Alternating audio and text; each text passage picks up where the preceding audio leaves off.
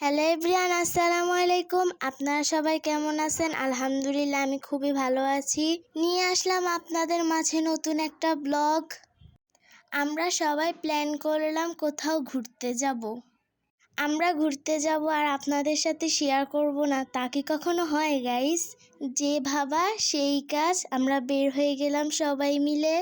আমার দুই ফুফি আর ফুফাকে নিয়ে বের হলাম। ফুফিরা আসলে আমরা সব কাজিনরা একসাথে হয়ে অনেক মজা করি।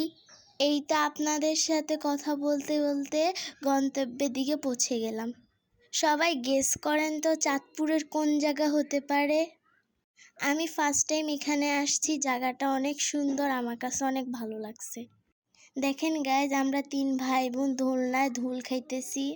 থাক, আপনাদের আর কষ্ট করা লাগবে না, আমি বলে দিতেছি এটা চাঁদপুর ফারিসা রিসোর্ট। নিজের চোখে না দেখলে বুঝতে পারবেন না জায়গাটা এত সুন্দর। যারা যারা যান নাই গাইস, একবার হলেও ঘুরে আসবেন। আমরা দোলনা খাওয়ার পর আমার কাজিনরাও খাইতেছে, ওরা খুবই আনন্দ করতেছে।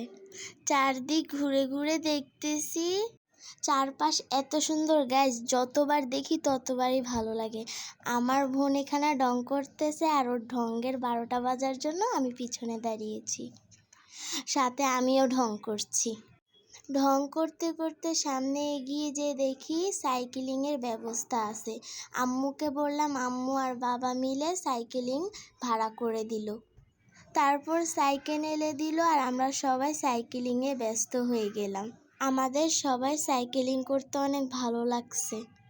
সিদ্ধান্ত নিতে নিতে লেট হয়ে গেছে, তাই তো পৌঁছাতে পৌঁছাতে লেট হয়ে গেছে। বিকালবেলা সাইকেলিংয়ের ভিউটা অনেক সুন্দর আসতো। সাইকেলিং করতে করতে খিদে পেয়ে গিয়েছে, তাই তো সাইকেলিং শেষ করে ওইখানের একটি রেস্টুরেন্টে আমরা ঢুকলাম। রেস্টুরেন্টটি অনেক সুন্দর, আমাদের কাছে খুবই ভালো লাগছে। প্রথমে আমরা ভেবেছিলাম উপরে খাবো, উপরে সব বুকিং হয়ে গেছে, তাই তো আমাদের বাধ্য হয়ে নিচে খাওয়া লাগলো। তারপরে ওখানে দাঁড়িয়ে আমরা চারপাশের ভিউটা নিয়ে নিলাম। রেস্টুরেন্টটি অনেক সুন্দর ছিল।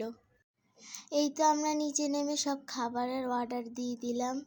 গাইস, আমাদের দুই বোনকে কেমন লাগতেছে অবশ্যই কমেন্টে বলে যাবেন। এই তো আমাদের খাবার চলে আসলো, যার যেটা পছন্দ সে তা অর্ডার করলো। খাবারগুলো অনেক মজা ছিল, সবাই আনন্দের সাথে খেয়েছে। খাবারটা এতই মজা হয়েছে, আমার ফুফা কিভাবে খাচ্ছে দেখেন। খাওয়া দাওয়া শেষে আমরা বাসার উদ্দেশ্যে বের হয়ে গেলাম। সবাই ভালো থাকবেন, সুস্থ থাকবেন, আল্লাহ হাফেজ।